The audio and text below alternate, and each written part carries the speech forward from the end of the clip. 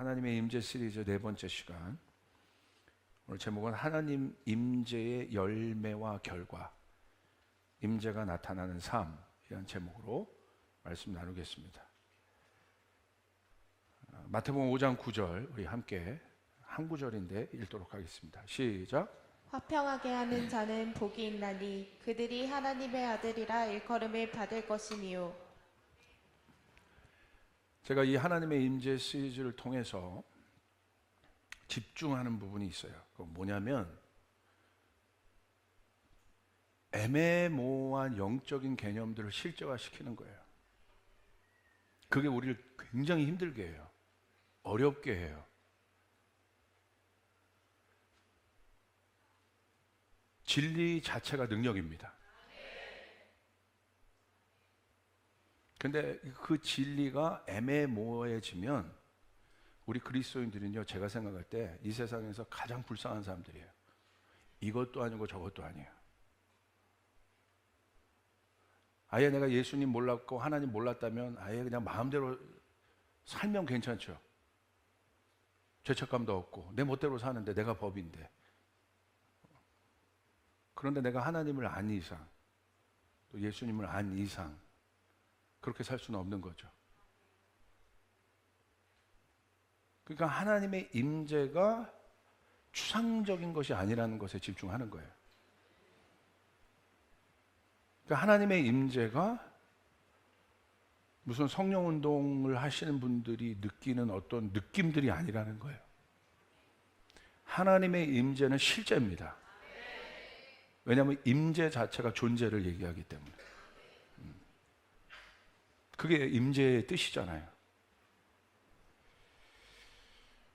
그렇다면 하나님의 임재의 실제는 무엇이겠습니까? 방언이요? 아니죠. 예언이요? 아니죠.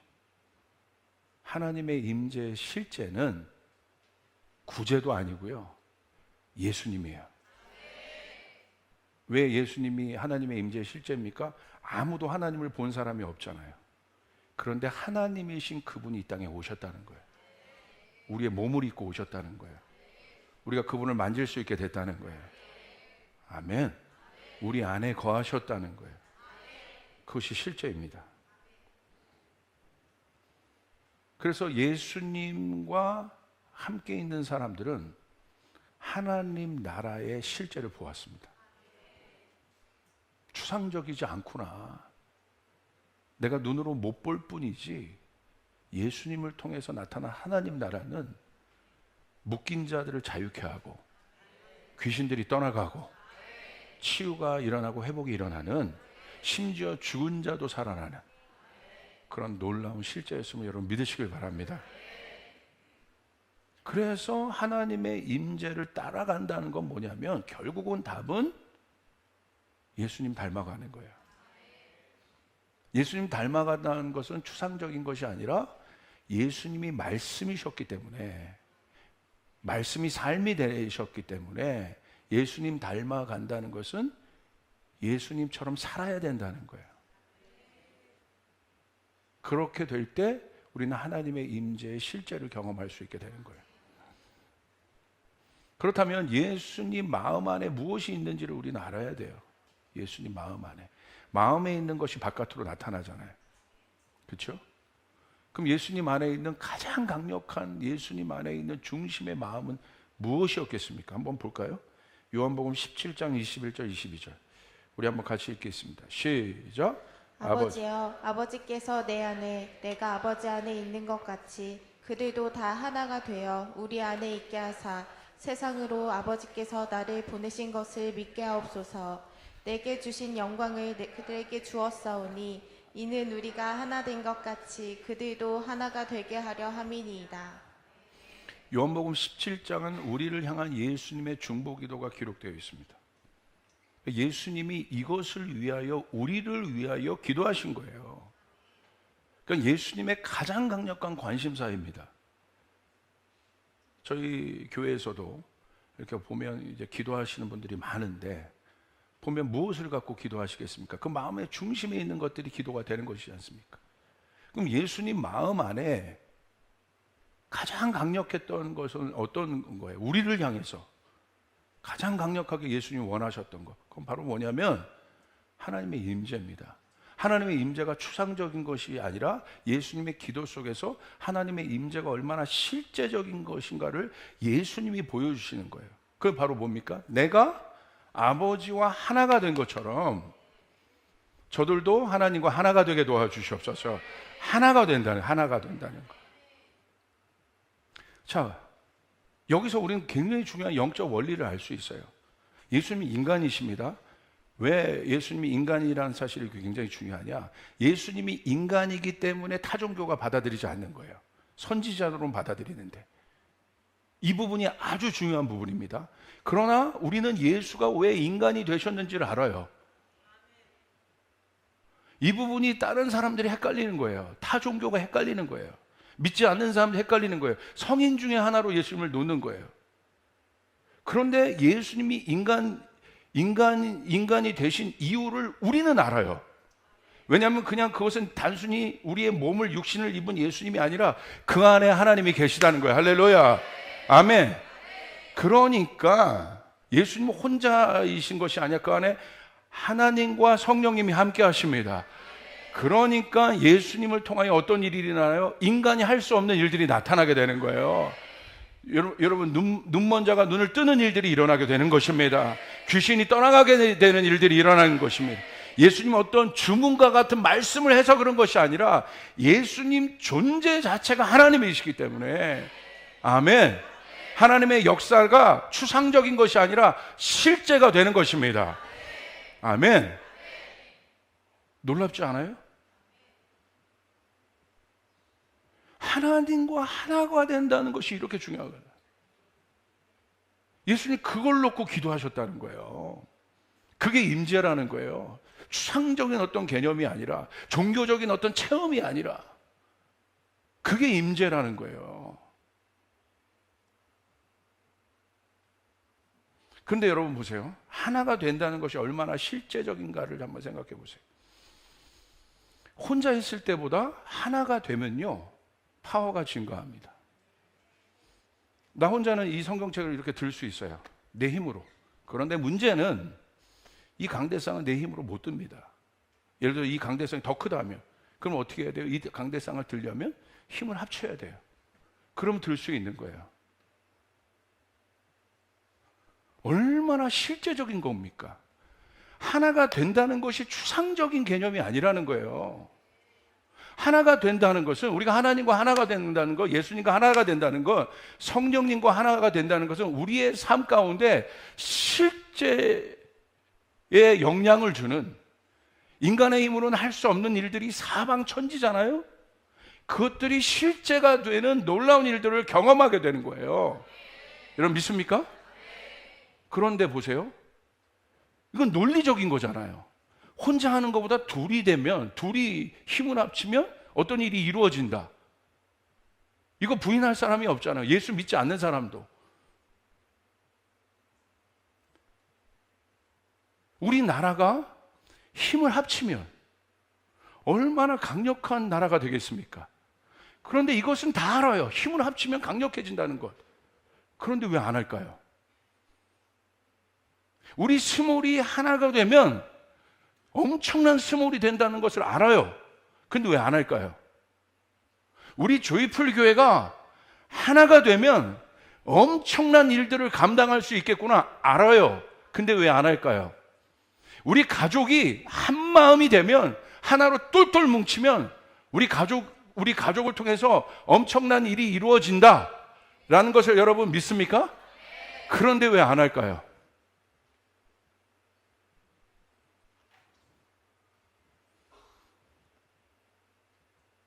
하나 되는 것은요 논리의 영역이 아닙니다. 논리적으로 당연히 그렇잖아요. 우리 이성과 논리와 합리적인 거 좋아하잖아요. 합리적인데 왜 안 해요?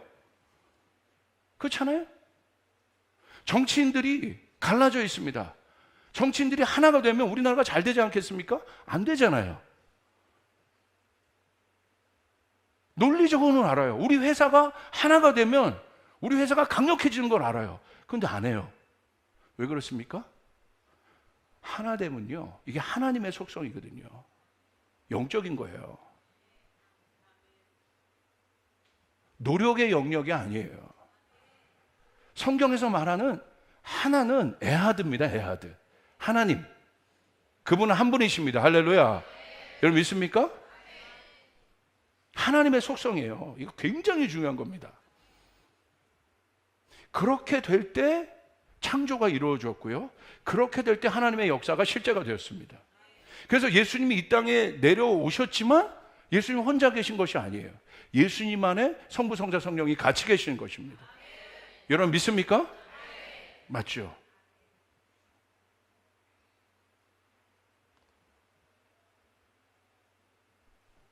그런데 왜 우리가 그걸 알면서도 하나가 안 되느냐? 하나 되면 바로 뭐냐면 하나님의 속성이라고 여러분에게 말씀했는데, 그 하나 되면 언제 하나 될 수 있냐면요, 사랑만이 하나 되게 하겠어요. 사랑.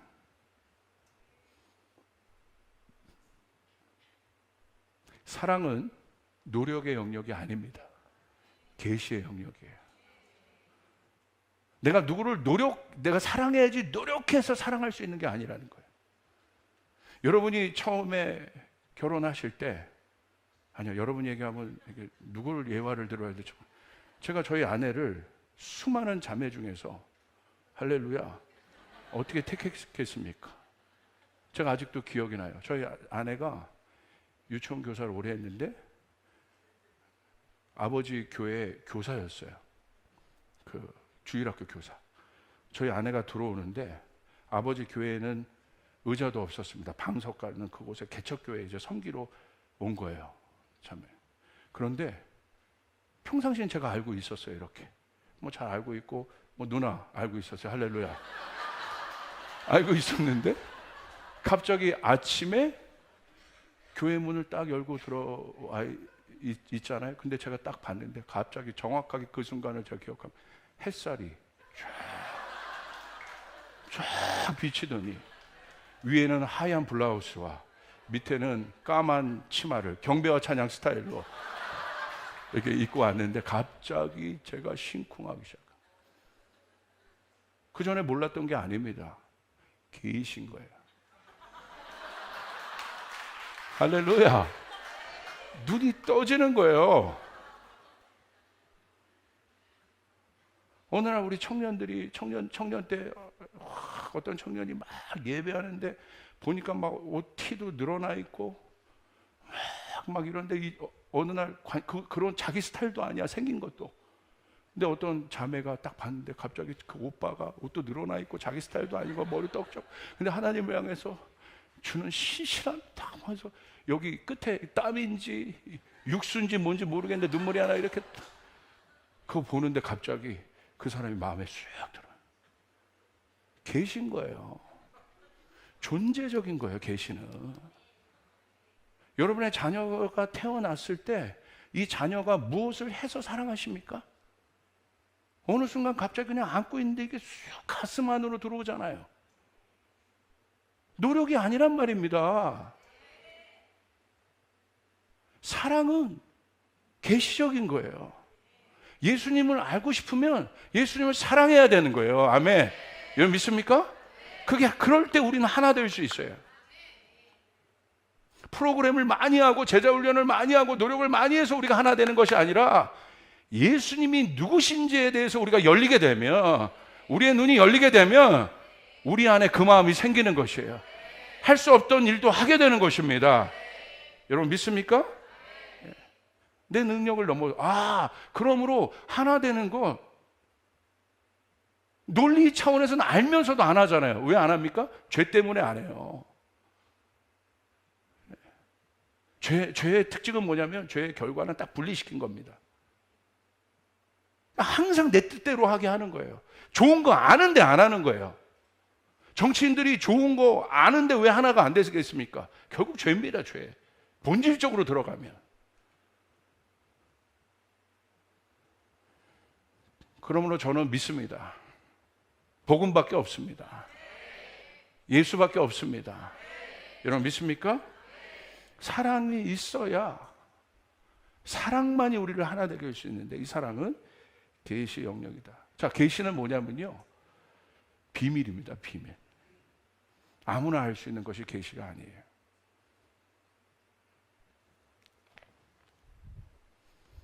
제가 이 성경책 뒤에 물병을 두었습니다.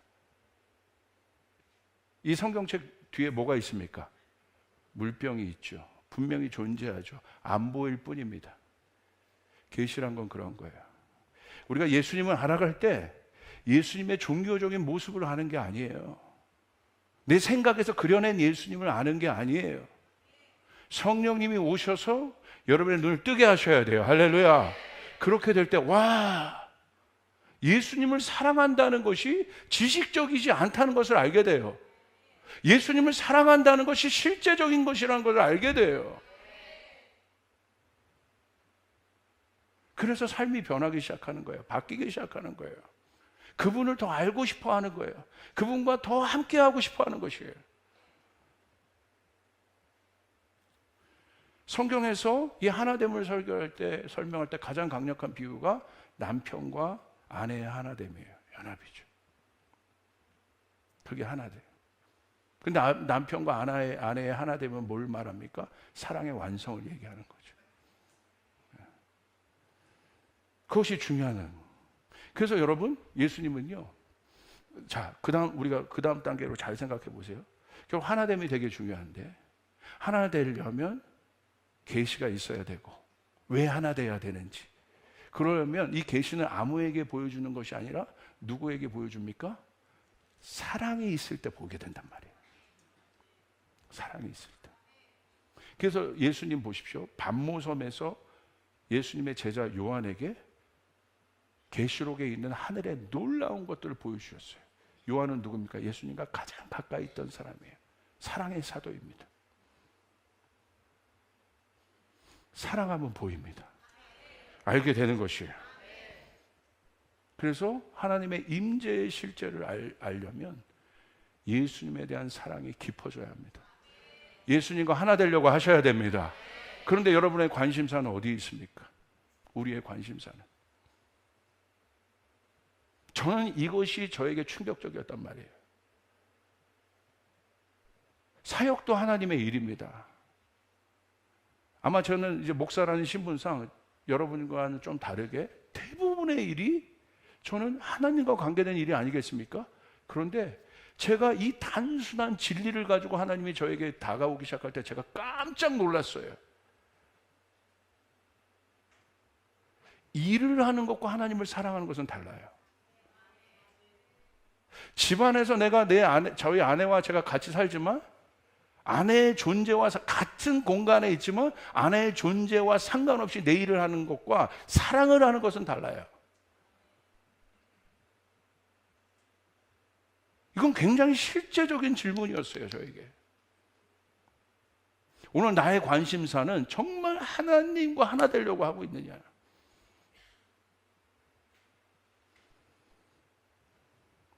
여러분, 그 기쁨이 여러분 안에 가득 차야 합니다. 그럴 때 하나 될 수 있고요. 그 하나됨은 결국 여러분의 삶 가운데 뭘 가져오냐? 여러분이 하나님의 임재가 되는 거예요. 옆 사람에게 선포합니다. 당신이 하나님의 임재입니다. 여러분 믿습니까? 우리가 생각하던 어떤 영이 막 둥둥 떠다니는 게 하나님의 임재가 아니라 하나님 우리 안에 거하신단 말이에요. 그 하나님과 내가 하나 됐다는 것, 그것이 바로 하나님의 임재라는 거예요. 내가 하나님과 하나 되기 위해서 나의 모든 것을 걸기 시작할 때, 우선순위로 잡기 시작할 때, 그래서 기도의 자리가 나에게 익숙해지기 시작할 때, 편해지기 시작할 때, 그 자리를 사랑하기 시작할 때 하나님의 임재는 나의 삶을 통하여 우리 땅의 실제가 되는 것입니다. 우리 가정의 실제가 되는 것입니다. 우리 일터의 실제가 되는 것입니다. 여러분 믿습니까? 실제가 되는 것이죠.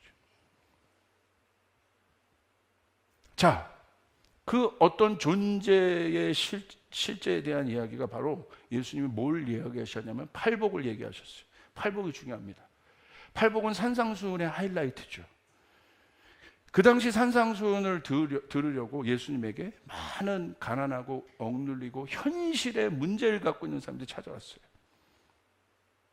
그러니까 예수님, 종교는 현실에 관심이 없어요.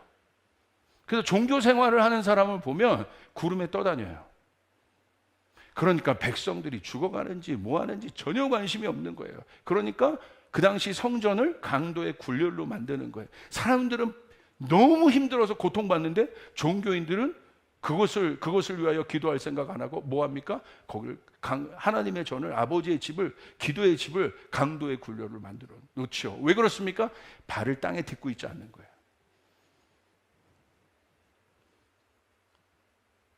굉장히 뭔가 열심히 하는 것 같은데 실제적인 결과는 아무것도 없습니다. 오히려 더 힘들어집니다. 왜 그렇습니까? 종교 생활을 하고 있기 때문에 그런 거예요. 땅에 딛고 있잖아요. 그런데 예수님은 어떻게 했습니까? 하나님이신 그분이 땅에 발을 디뎠어요.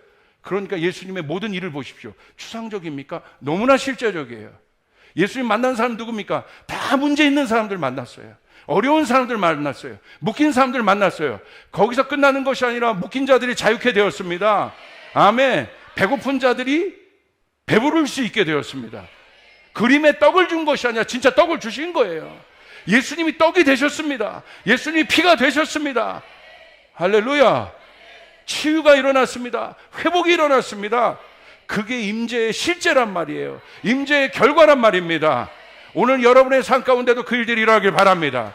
여러분의 일터에도 그 일들이 일어나길 바랍니다. 그러려면 뭐 해야 되냐? 뭐 해야 되냐? 하나님과 하나 되어야 된단 말입니다. 하나님과 한 몸이 되어야 된단 말입니다. 그것이 내 삶에, 내 일터에, 내 가정에, 내 교육관에, 내 경제관에 우선순위가 돼야 돼요. 하나님과 내가 하나 되어야 되는 것이구나. 그러면 하나님은 여러분을 통하여 하나님 나라를 실제화시키십니다. 여러분을 통하여 가난을 해결하게 해주십니다. 회복을 시키십니다. 치유하십니다. 믿으시면 아멘 합시다. 맞습니까? 그런데 땅을 발에 딛고 있지 않는 거예요.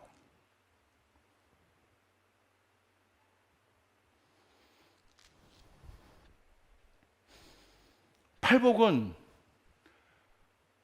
이게 어떤 장면이 그대로 예시된 거냐면요, 다윗이 하나님의 임재를 갖고 있던 사람이었잖아요. 근데 다윗의 나라를 통하여 얼마나 많은 일들이 실제로 일어났습니까?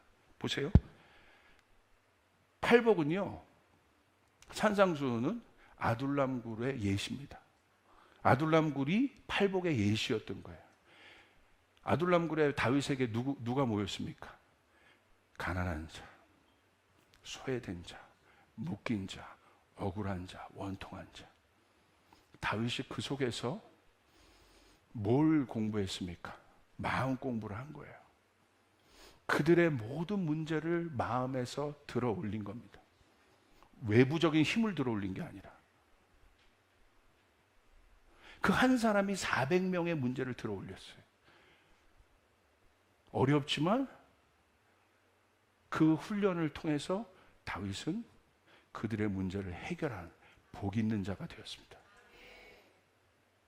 그게 실제라는 거예요. 그들이 자유케 됐어요. 그들이 용사가 되었습니다. 예수님 보십시오. 똑같죠. 이 땅에 오셔서 인류의 모든 문제를 예수님의 마음으로 들어 올리신 거예요. 그러니까 예수님을 통해서 우리 모두가 자유케 되었습니다. 우리가 치유받았습니다. 우리가 회복되었습니다. 지옥 갈 우리들이 천국 가게 되었음을 믿으시길 바랍니다. 아멘. 누구 때문에? 예수님 때문에. 하나님의 임재이신 그분을 통하여 실제화됐어요. 복음은 이렇게 실제적인 거예요. 추상적인 것이 아닙니다. 결국 우리의 모든 질문은 바로 그거 아니겠습니까? 산상수훈을 들으려고 많은 사람들이 예수님께 왔습니다. 예수님 근데 뭐라고 얘기하세요? 선포적으로 선포하세요. 나는 오늘 눌려있고 짓눌려있고 죄책감 가운데 있고 정죄감 가운데 있고 두려운데 예수님 뭐라고요? 설명하지 않아요. 네가 복 있는 자다. 선포해 버리십니다. 우리 옆 사람에게 한번 선포해. 당신이 복 있는 사람입니다. 그 순간 그 소식을 들은, 그 말씀을 들은 사람들이 놀란 거예요. 와, 설명이 아니죠. 네가 복 있는 사람이야. 그 말은 네 안에 하나님이 계시다는 말입니다. 아멘. 네 안에 말씀이 있다는 거예요. 상황적으로는 어려울 뿐이고 아직 그 마음이 정리가 안 됐을 뿐이지. 예수님 그걸 깨우쳐 주신 거예요. 축복하셨습니다. 제가 목회를 하면서 이 복의 개념을 아주 깊이 깨달아요. 복은요, 소유가 아니에요. 세상 사람은요, 세상의 복의 개념은 내가 뭔가를 많이 노력하고 가져서 복 있는 사람이 돼요. 그리고 그런 사람들이 나타나서 막 유튜브도 하고 자기의 성공신화를 막 얘기해요. 거기에 막 다 팔려 들어가잖아요. 조금 이렇게 하니까 저 사람이 저렇게 됐대. 막 띄워요, 어떤 사람들을. 거기 다 들어가잖아요. 다단계 같은 것도 막 그런 거잖아요. 그런 모델들을 보여주잖아요. 이렇게 했는데 이렇게 됐대. 복은요, 소유의 개념이 아닙니다. 저는요, 그런 세상의 모든 것을 권력도 갖고 있고 돈도 많이 갖고 있는 그분들이요, 가정이 깨어져 가지고 지옥을 경험하는 분들을 봤어요. 아니잖아요. 실제적으로. 예수님은 뭘 얘기하신 거예요? 복은 소유의 개념이 아니라 존재의 개념이라고 얘기해요. 복 있는 자가 선포할 때 그 일들이 일어나게 되는 것입니다. 아멘. 아멘. 그게 복인 거예요. 예수님이 복 자체이시기 때문에 사람들에게 네가 복 있는 자다라고 했을 때 세상의 복이 아니라 하늘의 복이 임하기 시작한 것입니다. 아멘. 가난해도 웃을 수 있게 된 것이에요. 여러분, 뭔가 핍박을 받아도 다른 차원의 삶을 사는 그런 존재가 돼버린 것이에요. 이게 능력이라는 거예요. 이 사람은 가난해도 비교당하지 않아요. 어려움은 분명히 있지만 어려움 속에서도 이 사람은요, 공기들을 바꿔내요. 할렐루야. 가게 됩니다. 제가 목회를 하면서 이걸 깨달은 거예요. 결국 변화를 보고 싶은 거, 열매를 보고 싶은 것이 농부의 입장 아니겠습니까? 농사를 만약에 진다면 그 목회가 농사 똑같은 건데 정말 좋은 열매들이 우리 성도님들 안에 많아지기를 간구하지 않겠습니까? 할렐루야. 그런데 제가 깨달은 건 뭐냐면 이런 방법 저런 방법 훈련 뭐 책망 다 해봤는데 안 변하더라고요. 안 변해. 프로그램? 아니에요. 안 변해. 부모님들 자녀들 생각해 보세요. 뭐 이것저것 다 해봤는데 점수는 높일 수 있지만 본질적인 건 변하지 않아요. 근데 언제 변하냐? 제가 그걸 깨달았어요. 축복할 때 변합니다. 왜? 우리가 복이니까.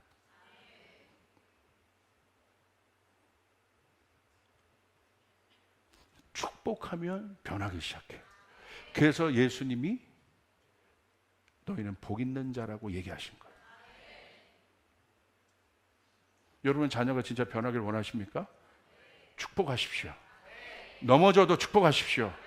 탕자가 돌아오잖아요. 아버지가 한 건 뭡니까? 축복한 거예요. 우리 교회가 잘 되기를 원하십니까? 축복하면 됩니다. 복의 존재들이 선포하면 되는 것입니다. 아멘. 제가 이게 이 임재가 이 실제라는 걸 언제 깨달았냐? 제가 한동대에서 공부할 때 힘들었어요. 어려울 때가 있었어요. 근데 제가 이렇게 공부하고 있으면 누가 제 머리를 이렇게 막 쓰다듬어요. 그래서 이렇게 딱 쳐다보면 제 머리를 쓰다듬을 사람이 많이 없는데 참 이렇게 쓰다. 그 누구냐면 작고하신 김영길 총장님, 소천하신 김영길 총장님이에요. 그러면 보통 이렇게 쳐다보면 안 해야 되잖아요. 그런데 제가 이렇게 바라보고 총장님께 웃으면서 이렇게 인사하고 웃으면 총장님도 날 보고 웃어요. 아무 말을 안 해요. 그리고 계속 그 상태에서 계속 쳐다보고 이렇게 무슨 강아지처럼. 제가 이러고 있는데도 계속해요. 그리고 떠나십니다. 그리고 뭐 하시나 보면 저기 또 어디 가가지고 이러고 계시. 도서수실에. 근데 희한한 일이 일어나요. 한 10분 정도 지났는데 갑자기 마음이 뜨거워지면서 울컥거리면서 뭔가 뜨거운 것이 내 눈물 안에 내 눈에서 툭 흘러내리는데 이게 임재인 거야. 이게 기도할 때 왜 이게 임재가 아니라 그 사랑이 실제가 되는 거야. 할렐루야. 저를 사랑하니까 그러신 거겠지. 그냥 제자들을 보는데 그 자체로 제가 공부를 잘하는지 모르는지 관심이 없는 거예요. 네가 우리 제자구나, 내 제자구나. 그게 일주일을 버티는 힘이 됐고 실제적인 힘이 돼요. 아직도 제 최고의 순간을 제 대학에서 꼽으라면 그 순간이에요. 제가 뭐 장학금 탄 것도 아니고 제가 뭐 잘한 것도 아니고 그 순간 하나님이 나와 함께 하셨구나. 할렐루야. 그때 내 자신이 실제 내 안에 변화들이 일어나. 하나님의 임재가 왜? 어떤 말도 안 했는데. 그래서 제가 커버넌트를 시작하고 제가 그것을 그대로 느꼈잖아요. 받아봤잖아요. 그래서 제가 우리 아이들 보면 우리 선생님들도 있는데 제가 수업하고 있으면 그냥 교무실을 들어갑니다. 그 수업실에 들어가요. 그럼 제가 뭐 하고 있냐면 애들 막 열심히 풀어요. 내가 봐도 너무 어려운 거 3-3 막 이런 거 풀어요. 막 풀고 막 영어 하기 싫은데 막 뒤틀려 있고 막 이럽니다. 그럼 제가 가서 뭐 하냐면 머리를 이렇게 똑같이. 그럼 애들이 보면서 계속. 그런데 뭘 느끼냐면 애들이 좋아해요. 그래서 제가 커버넌트 스쿨 가면 애들이 문 앞에서부터 뛰어옵니다. 와, 선생님, 교장 선생님 오신다. 그럼 저도 막 안아줘요. 어떤 애는 처음 커버넌트 온 애인가 봐요. 저보고 야 조지훈이다 막 그런 애가 돼. 상관없지. 조지훈이다. 근데 애들이 밝아지기 시작해요. 건강해지기 시작해요. 변화가 일어나기 시작해요. 할렐루야. 책망 한 번 한 적이 없는데. 근데 놀라운 건 뭔지 아세요? 그런 상황에서 제가 책망하잖아요. 책망도 들어요. 축복을 많이 받아본 사람이 책망을 받을 때 건강해요. 이렇게. 제가 조준이다라는 것까지 제가 용납을 했습니다. 그럼 제가 하는 건 뭐야? 딱 왔는데 영어는 수학은 묻는 게 아니라 그건 또 필요한데 그것도 필요합니다. 그런데 제가 할 수 있는 건 최고 리더잖아요. 제가 할 수 있는 건 우리 성도님들 바라보면서 제가 할 수 있는 건 그럼 여러분의 머리를 제가 쓰다듬어 드릴 수는 없습니다. 할렐루야. 여러분 하나님의 임재가 추상적인 것이 아니라 여러분의 말 한마디, 할렐루야, 여러분의 손길 한마디, 그 모든 것이 사랑입니다. 할렐루야. 그렇게 될 때 변화되기 시작합니다.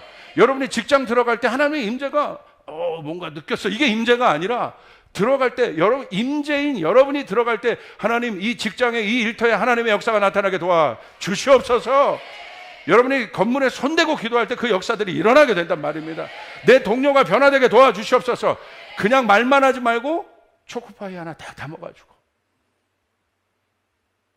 사랑의 실제. 임재는 추상적인 것이 아니라 실제. 여러분 믿습니까?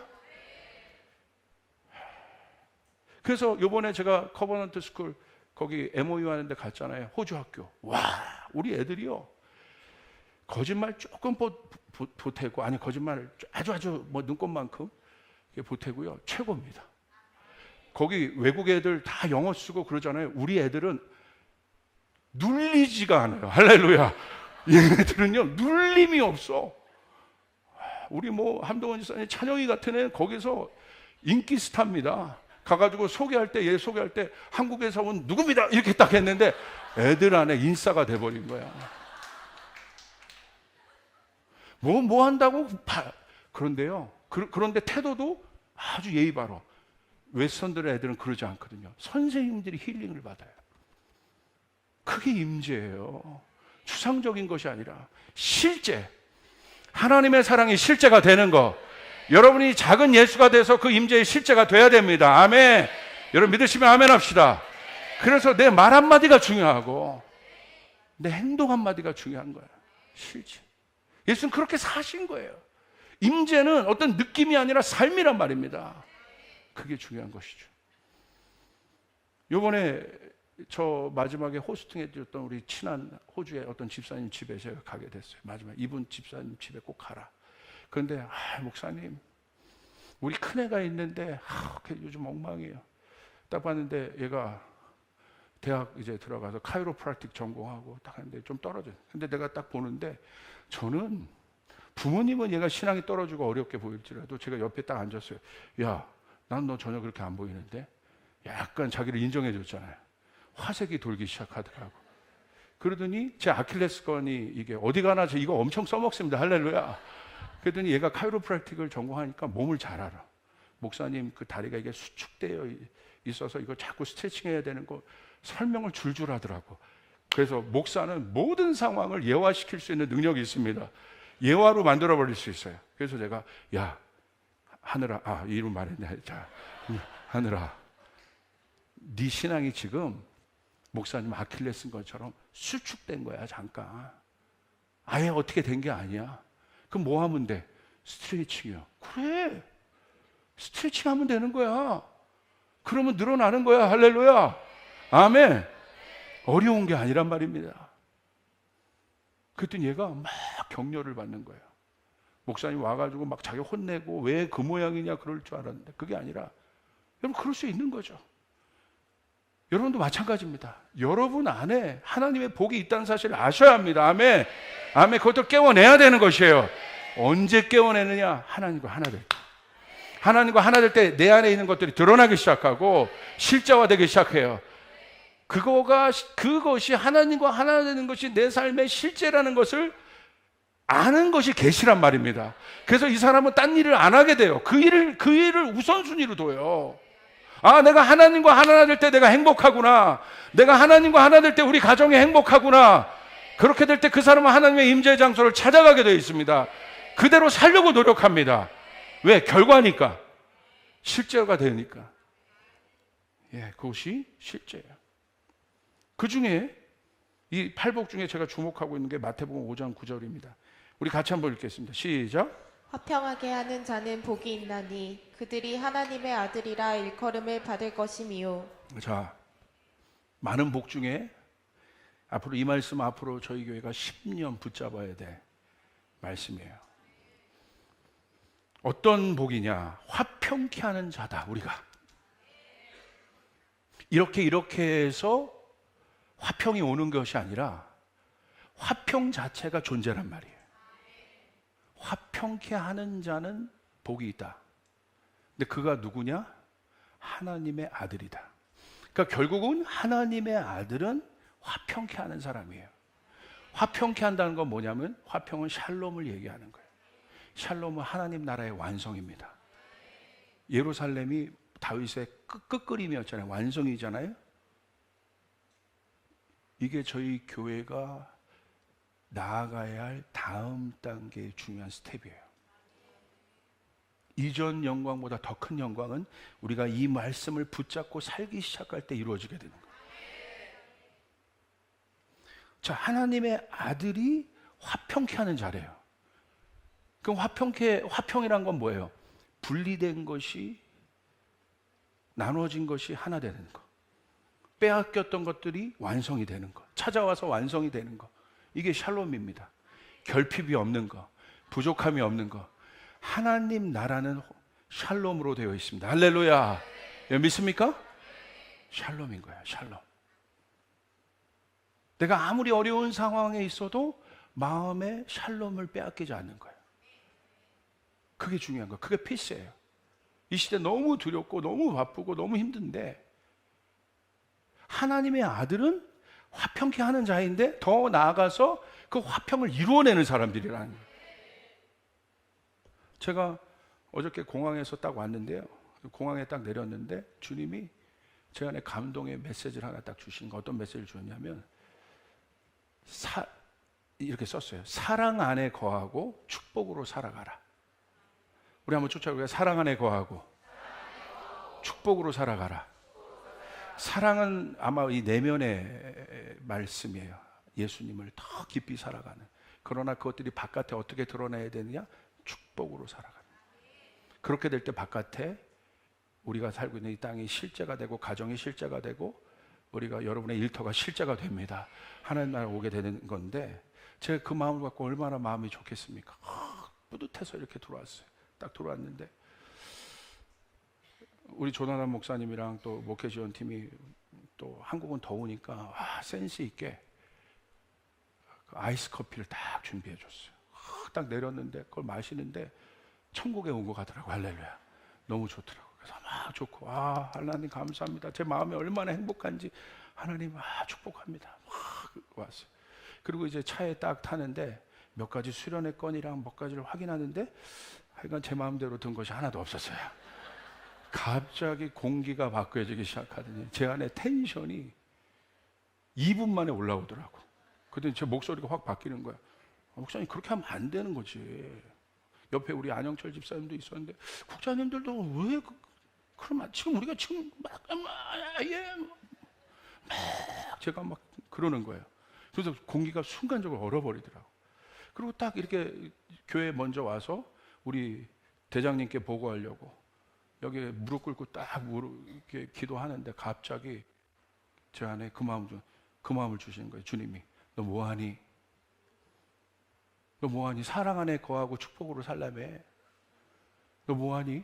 순식간에 네 마음에 뭐 안 들었다고 막 마음의 평강이 깨져가지고 뭐 벌써 다른 분주한 에너지를 막 돌리고 있고 막 그때 갑자기 제가 얼마나 회개가 되는지요. 회개가 되더라. 회개가. 하나님 목사가 이거밖에 안 돼요. 몇 분 만에 이래버리네. 그 아이스 커피 먹었다고 좋아하다가 갑자기 가버려.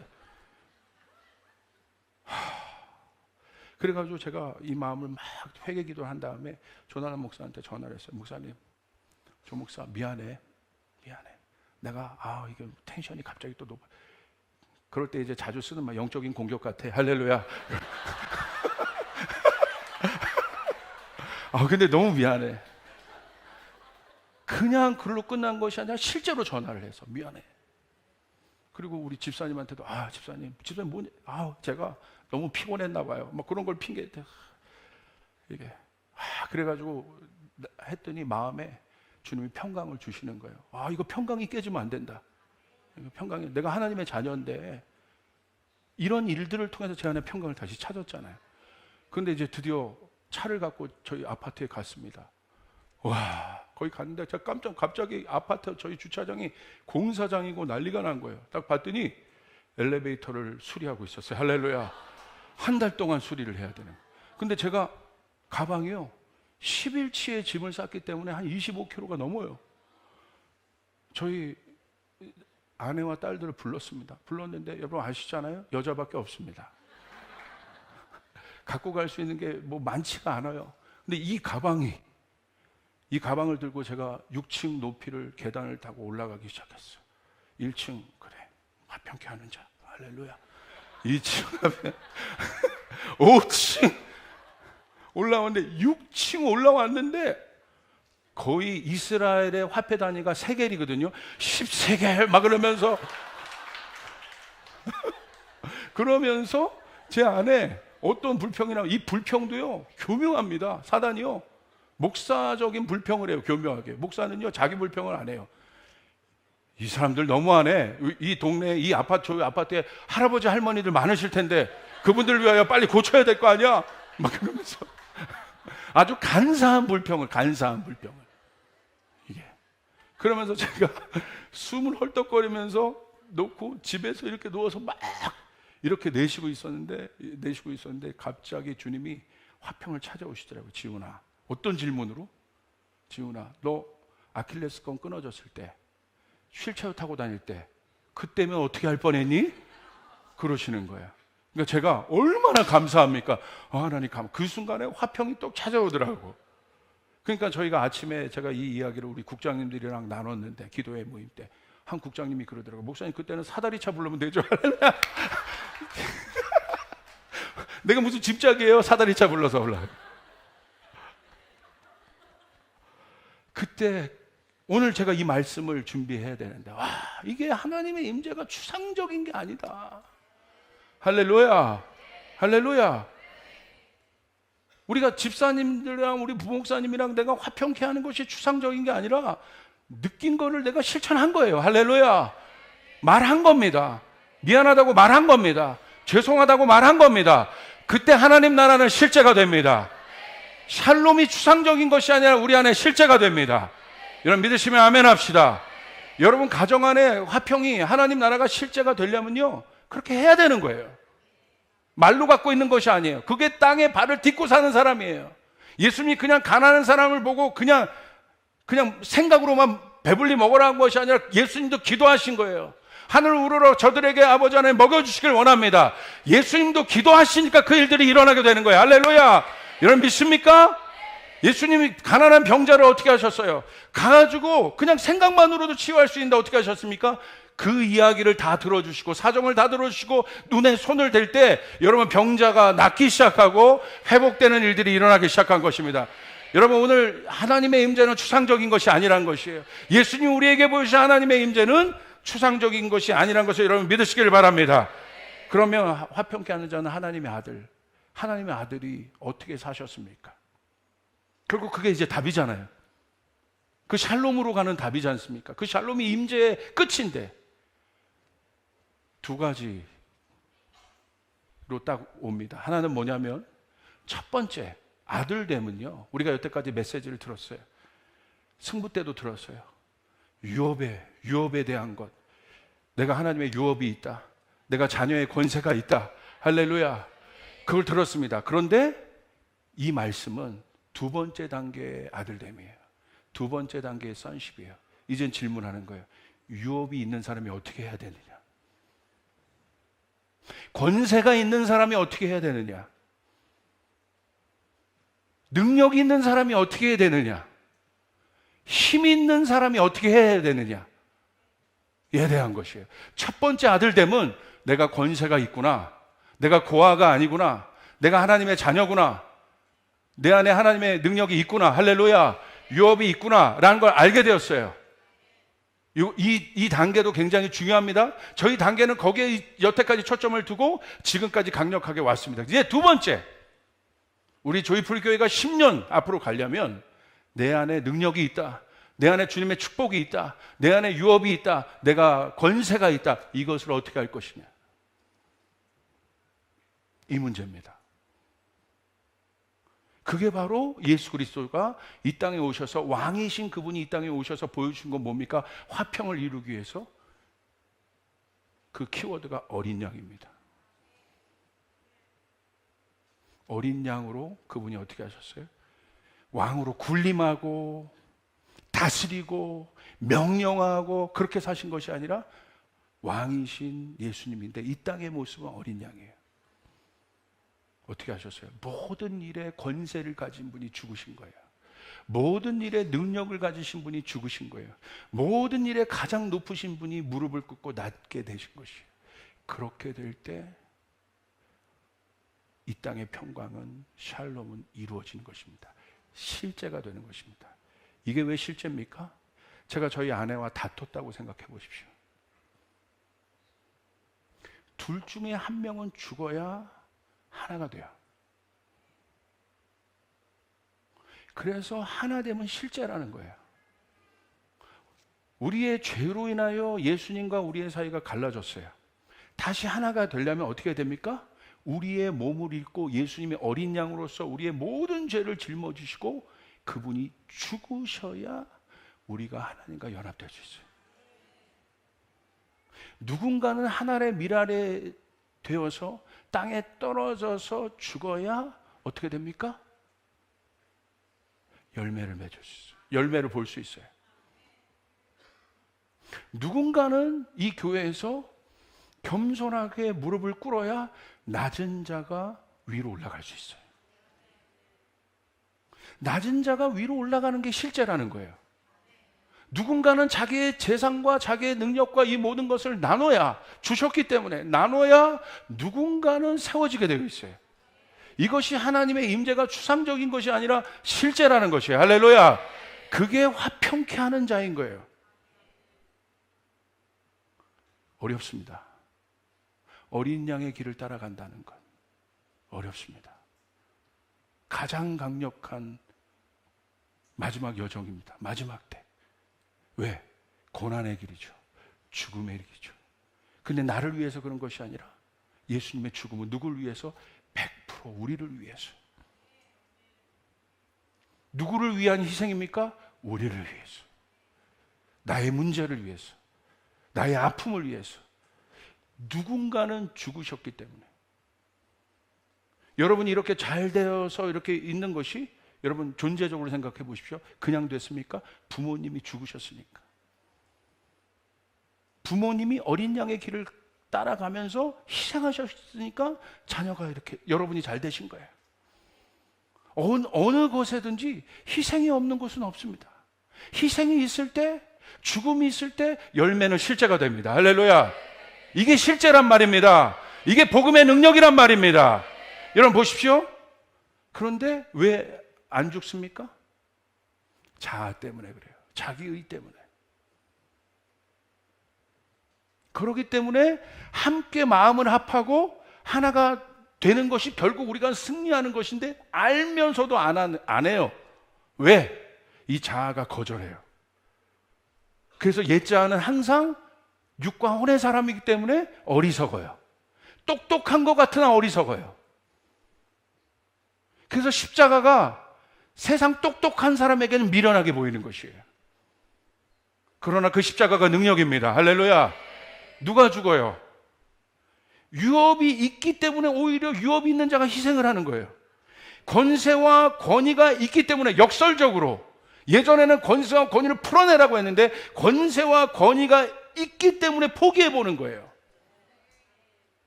이건 엄청난 도전입니다. 권위가 있기 때문에 오히려 잘 보세요. 원래 권위가 없고 난민과 같이 이번 금요예배에 들은 것처럼 그 사람들에게 겸손을 설교할 수 있습니까? 아니요. 원래 지금 실제가 낮아져 있습니다. 그 사람에겐 겸손에 대한 이야기가 아니에요. 겸손은 누구에게 필요한 거예요? 진짜 높아진 사람이 낮아지는 것이 겸손인 거예요. 할렐루야. 추상적인 것이 아닙니다. 아브라함이 자기 선택권이 있습니다. 근데 어떻게 합니까? 롯에게 결정권을 줘요. 아브라함이 자기 멋대로 할 수 있습니다. 능력이 있어요. 자기가 보고. 그런데 롯에게 결정권을 줘요. 이게 어린 양의 길이에요. 그렇게 될 때 화평케 되는 일이 일어납니다. 하나 되는 일들이 일어납니다. 할렐루야. 여러분 일터에 이런 사람들이 많아 보세요. 일터에 어떤 일이 일어날까? 그런데 여러분 놀라운 일이 일어나요. 하나 되면 역사가 일어나요. 하나님의 임재가 실제가 됩니다. 그래서 이스라엘 보십시오. 이스라엘의 인사가 왜 샬롬이겠어요? 지금 이스라엘은요, 잘못하면 거기 세 종교가 다 모여 있잖아요. 말 한 번 잘못하고 뭐 한 번 선 넘어가기 시작하면 삐걱거리는. 여러분 깨질 때 왜 깨지는 줄 아세요? 제가 이번에 연합에 중요한 걸 보게 됐어요. 다툴 수 있어요. 다툴 수 있는데 선 넘어가면 깨지는 거예요. 다퉈도 선 넘어가면 안 돼. 말을요, 선 넘어가는 말을 하면 그 다음에 뭘 갖고 있어요? 여기 앙금이 생기기 시작해. 이게요 20년 가는 걸 제가 봤어요. 그리고 20년 만에 결과로 나타나더라고요. 가만히 왜 이 상황이 벌어진 거예요 도대체? 복귀해 보니까 그때 서로 선 넘어간 거예요. 하지 말아야 되는데 하나님의 사람으로서 너무나 실제적이란 말입니다. 우리가 하나님의 뜻대로 산다는 것, 내가 죽는다는 것이 너무나 실제적인 이야기란 말입니다. 우리 가정의 변화를 위해서, 이 땅의 변화를 위해서, 우리 교회의 변화를 위해서. 할렐루야. 여러분 믿습니까? 실제적인 거예요. 사랑은 추상적인 것이 아니에요. 한번 와봐. 제가 기도하는데, 이제 말씀을 마칩니다. 기도하는데 어떤 환상 같은 걸 제가 하나 봤어요. 어떤 환상을 봤냐면, 기도하는데 제 몸이 딱 보이더라고. 제 몸에 가시가 엄청나게 많은 거예요. 가시가 사방가시. 근데 상대방이 딱 있었는데 상대방도 가시가 엄청나게 많은 거예요. 그런데 그 기도하는 비전 속에서 어떤 명령이 있었냐면 하나 되라는 거예요. 그래서 가까이 갔습니다. 여기 갔는데 하나 되긴 돼야 되니까 같이 이렇게 앉는데 따가워서 서로 막 밀쳐내는 거야. 그런데 하나 돼야 돼. 정말 율법처럼. 내가 하나 돼야지. 마음은 알겠어. 머리는 알겠어. 그래서 또 하나 되려고 막 노력을 해요. 막 노력을 해. 그런데 결국은 아파서 밀쳐내요. 근데 그 순간 그 다음 장면으로 바뀌면서 어떤 장면이 보였냐면, 저는 여전히 가시가 많은데 예수님이 보였어요. 근데 예수님은 흠도 점도 없는 분이잖아요. 깨끗하신 분이잖아요. 죄가 없는 분이시잖아요. 깨끗하신 그분. 근데 그분이 나를 향해 손을 이렇게 벌리고 계시더라고. 그래서 내가 예수님 앞에 이렇게 가는데 내 가시가 예수님한테 이렇게 박히는 거야. 박히는 거야. 근데 막 제가 울고 있는 거예요. 예수님 아프지요. 근데 예수님 놓으세요. 너무 아파요, 예수님. 근데 예수님이 안 놓으시는 거예요. 저를 꽉. 근데 아직까지도 그 소리까지 들려요. 내 가시가 예수님의 살 속으로 들어가는 거예요. 막 들어가는 거예요. 근데 예수님이요, 안 놔요. 피가 몸에 질질 흐르는데 나 때문에. 그러면서 그 다음 세 번째 장면이 뭐였냐면, 예수님 안에 있는 나의 가시가 녹아들기 시작하는 거예요. 그리고 떨어진 나는 가시가 없는 온전한 존재가 된 거예요. 할렐루야! 이게 어린 양이구나. 그분이 죽으셨기 때문에, 그분이 죽임을 당하셨기 때문에 내가 온전케 되었구나. 내 노력이 아니구나. 이게 사랑이구나. 이 사랑을 언제 알아요? 예전에는 그냥 하나님의 명령을 듣고 내가 이제 일어나야겠다 막 설교를 듣고 일어났는데, 이 사랑은 언제 알았냐면 고통 중에 알게 됐어요. 오히려 예수님의 고난, 왜 예수님이 고난을 당하셨는지, 그분의 고난이 나 때문인데 그분의 고난에 동참하는데 예수님의 사랑이 보여지는 거예요. 할렐루야. 아멘. 마지막 때는 이 사랑이 필요합니다. 어린 양의 계시가 필요한 거예요. 어린 양의 계시가 열려야 합니다. 바로 그때 스데반이 그런 겁니다. 스데반이 고통을 당했잖아요. 돌을 맞잖아요. 근데 바로 그때 어떤 일이, 그 고난으로, 고통으로 끝나는 것이 아니라 그때 어떤 일이 일어납니까? 전대미문의 하늘이 열려버리기 시작합니다. 할렐루야. 그냥 우리 성도는 고통으로 끝나게 하지 않으십니다. 어린 양의 길을 따라가는 여러분, 그 고통으로 끝나지 않게 하십니다. 그것을 이길 수 있는 하늘문이 열어지게 되는 것입니다. 아멘. 아멘. 여러분이 예수 때문에 희생하고 예수 때문에 죽고 예수 때문에 참고 예수 때문에 무릎 꿇었다면 거기서 끝나지 않습니다. 여러분이 예수 때문에 기도했다면, 예수 때문에 여러분이 했다면 거기서 끝나지 않아요. 하나님 그러시는 거야. 지훈아, 거기서 끝나지 않아. 나의 고난은 너를 위한 거야. 하늘이 열어지게 되는 것입니다. 하늘문이 실제가 되게 되는 것입니다. 여러분 그 일들을 경험해야 되는 거예요. 우리 박수 한번 쳐주길 바랍니다. 할렐루야. 그게 바로 어떤 말씀이냐? 이사야서 53장 5절의 말씀, 우리 같이 한번 읽겠습니다. 시작. 그가 찔림은 우리의 허물 때문이요 그가 상함은 우리의 죄악 때문이라. 그가 징계를 받음으로 우리는 평화를 누리고 그가 채찍에 맞음으로 우리는 나음을 받았도다. 로마서 5장 8절. 우리가 아직 죄인 되었을 때에 그리스도께서 우리를 위하여 죽으심으로 하나님께서 우리에 대한 자기의 사랑을 확증하셨느니라. 이게 바로 어린 양의 삶이에요. 화평케 하는 자는 하나님의 아들이라 일컬음을 받을 것이라. 이 땅에서 걸어가신 예수님의 모습이에요. 할 수 있는데 참고, 할 수 있는데 낮아지고, 내 뜻대로 하면 편한데 그분이 그렇게 하셨으니까, 그 은혜를 받은다니까. 사도 바울이 나중에 거꾸로 순교당하고 목배임을 당한 것은 그 은혜 때문에. 주님이 그러시더라고요. 지훈아, 사랑으로 하지 않는 모든 것은 끝나. 사랑으로 하지 않은 모든 것은 냄새가 나. 사랑으로 하지 않은 모든 행위는 아무것도 아닌 것이 돼. 모든 것이 사랑이 돼야 돼. 그 사랑이 하나님이세요.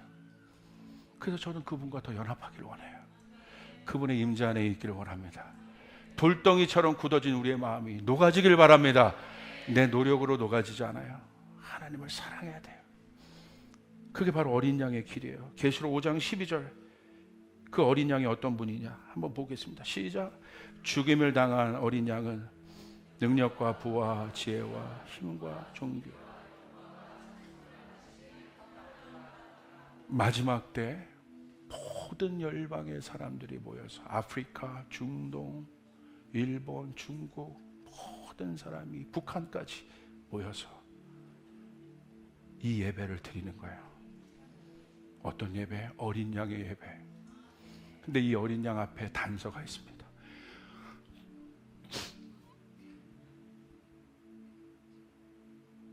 죽임을 당하신 어린 양.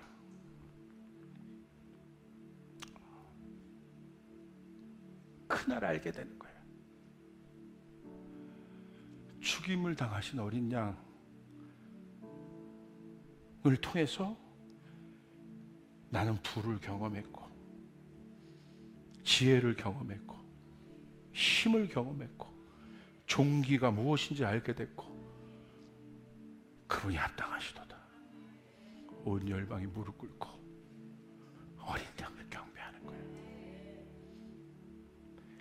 세례요한이 보았던 것처럼 보라, 세상 죄를 짊어가는 어린 양이로다. 그 어린 양이 없으면 우리는 화평케 될 수 없었습니다. 샬롬을 찾을 수 없었습니다. 사랑하는 여러분, 이 어린 양의 길을 따라갑시다. 어렵고 힘들어도, 내 멋대로 막 말하고 싶어도 할 수 있어요. 그러나 어린 양이 그렇지 않으신 것처럼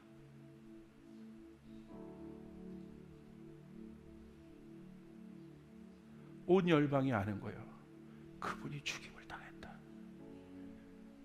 그분이 죽임을 당하심으로 우리에게 부와 지혜와 영광과 등이 이 세상 사람들이 할 수 없는 이 모든 것을 우리에게 풀어주셨다. 그러므로 이 모든 영광을 그분께 올려드리자. 온 교회여 일어나 그분께 올려드리자. 그 어린 양을 경배하자. 그 어린 양 안에서 우리는 자유케 되었다. 그것이 바로 우리 교회가, 우리 향동 성전이 앞으로 이룰 이전보다 더 큰 하나님의 영광, 저희 교회가 그런 교회가 되길 바랍니다. 수많은 사람들을 세우고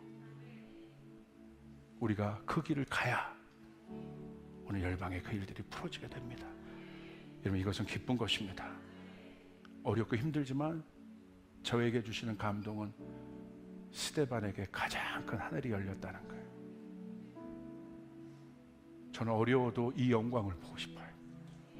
스데반이 봤던 하늘을 보고 싶어요. 이 세상에 누구도 비교할 수 없는 그 영광을 보고 싶어요. 그가 그 돌 맞으면서도 기뻐할 수 있었던 진짜 기쁨을 받고 싶어요. 여기서 누가 뭐라고 한다고 해도 조금 두려워하고 그런 것이 아니라 누구도 이 땅이 범접할 수 없는 하늘의 샬롬을 받고 싶어요. 할렐루야!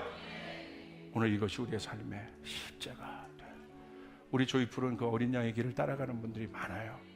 오늘 그렇게 갈 수 있는 하나님의 아들들이 많이 모여있는 그런 곳이 되기를, 여러분이 가는 곳마다 화평케 되는 일들이, 여러분 우리의 참고 우리의 낮아짐과 우리의 죽으심으로 십자가의 삶을 실제로 사는 우리를 통해서 그 일들이 여러분 안에 실제가 되기를 주님의 이름으로 축복합니다.